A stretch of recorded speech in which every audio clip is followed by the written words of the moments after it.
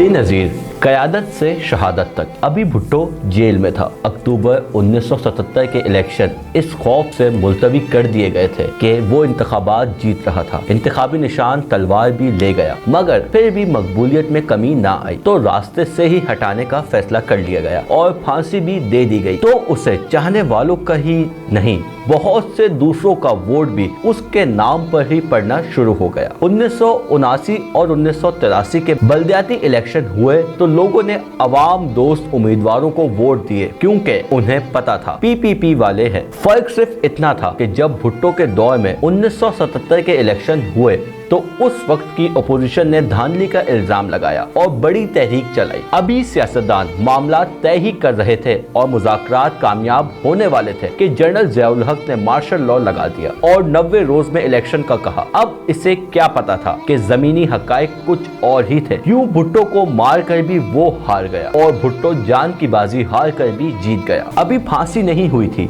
भुट्टो ने जेल से Babar socialism Sheikh Rashid gate number 4 वाले नहीं को पैगाम दिया कि सीनियर वाइस चेयरमैन की हैसियत से आप कायम मकाम चेयरमैन होंगे, मगर इन्होंने यह कहकर माजरत कर ली कि आपकी पार्टी के जागीरदार मुझे कबूल नहीं करेंगे। बेहतर है बेगम साहिबा नुसरत भुट्टो को कायम मकाम बना दें।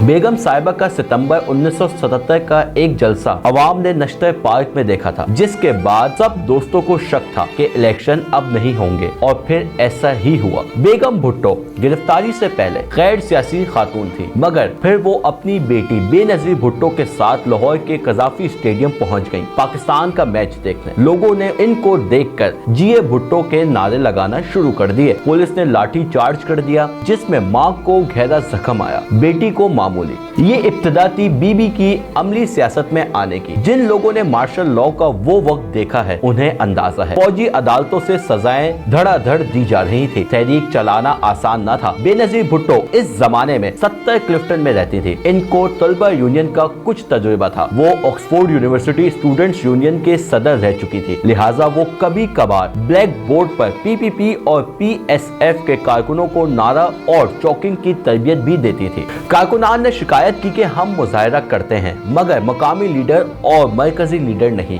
एक रोज बीबी ने उन सबको पैगाम भेजा कि फला लीडर की बेटी की सालगिरह है, गालिबन फेडरल बी एरिया में। सब वहां पहुंचे, मैं भी आ रही हूं। सब पहुंच गए तो उन्होंने सबसे कहा आप लोग सालगिरह में आ सकते हैं क्योंकि मैं वहां हूं। मुजाहिरों में क्यों नहीं जाते? क्या सिर्फ कारकुन मार खाने के लिए हैं? तुम्हारा लीडर जेल में है और तुम घरों में।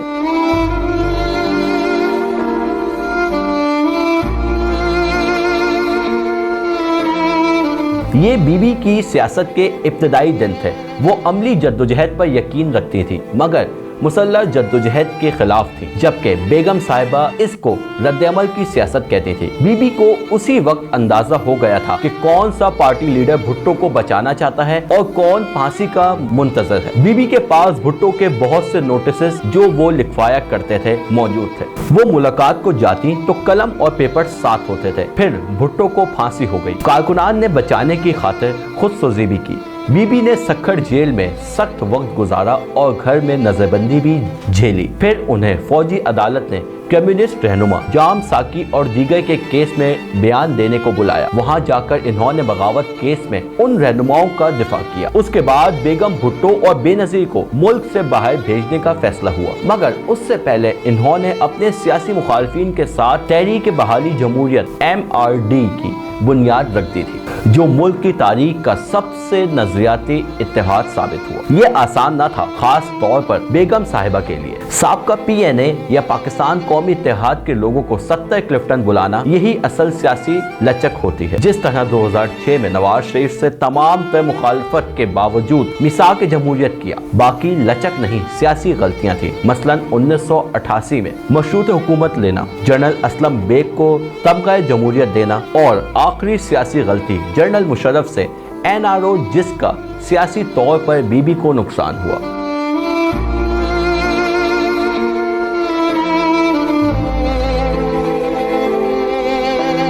वो 10 अप्रैल 1986 को जिला वतनी खत्म करके वापस लाहौर पहुंची तो लाखों लोग एयरपोर्ट से मीनार पाकिस्तान तक मौजूद थे। वो बिलाशुबा बेनजीर इस्तकबाल था जिसने एक बार फिर एस्टेब्लिशमेंट को परेशान कर दिया और ये इब्तिदा थी माइनस बेनजीर फार्मूले की जो 27 दिसंबर 2007 को अमली शक्ल में सामने आई। उससे पहले क्या क्या हुआ या यूं कहें कि क्या नहीं हुआ, जनरल जिया ने कई बार पार्टी तोड़ दी। कभी मुमताज भुट्टो, हफीज पीरजादा इस्तेमाल हुए तो कभी गुलाम मुस्तफा जतोई। ये सब हुआ मगर बीबी ने मुकाबला किया वापस आकर। बेनजीर मशरूत इक़्तिदार नहीं लेना चाहती थी मगर बेशतर मरकजी रहनुमाओं ने उनसे कहा कि अगर अब हमने हुकूमत ना बनाई तो कारकुनों को मजीद कई साल जेल में रहना पड़ेगा। तो बीबी ने मुस्कुराकर उनसे कहा, मैं हूं ना जेल जाने के लिए। वो एक सियासी गलती थी जिसे इन्होंने मुख्तलिफ तज्ज़ियाकारों से गुफ्तगू में भी माना। दूसरी गलती MRD के साथ हुकूमत बनाना और रियासती दबाव में गुलाम इसहाक खान को नवाबजादा नसरुल्लाह के मुकाबले में सदारती इलेक्शन में वोट देना। फिर जब वो 6 अगस्त 1990 को बरतरफ हुए तो उन्होंने कराची में प्रेस कॉन्फ्रेंस में नाम लेकर मिलिट्री इंटेलिजेंस पर इल्जाम लगाया अपनी हुकूमत की बरतरफी का। आने वाले वक्तों में असगर खान केस में खास हद तक ये साबित भी हुआ। वो बहुत बहादुर खातून और लीडर थी। लाठियां पड़ी और गोली भी लगी मगर वो अवाम के दरमियान मौजूद रही। लियारी हो या लियाकत बाग, आंसू गैस हो या बम धमाके, कारकुन लीडर को साथ देखते थे। 27 दिसंबर की सुबह और 26 दिसंबर की शाम उनको DGISI से लेकर अफगान सदर तक ने कहा, आपकी जान को शदीद खतरा है, लियाकत बाग ना जाए। मगर इन्होंने जवाब दिया, अब नहीं गई तो कभी नहीं जा सकूंगी। तो वो गई और फिर दुनिया से ही चली गई। वो जो कहते थे कोई नहीं जहां से गुजरता, लो जहां से गुजर कर उसे जुटला तो गए हम।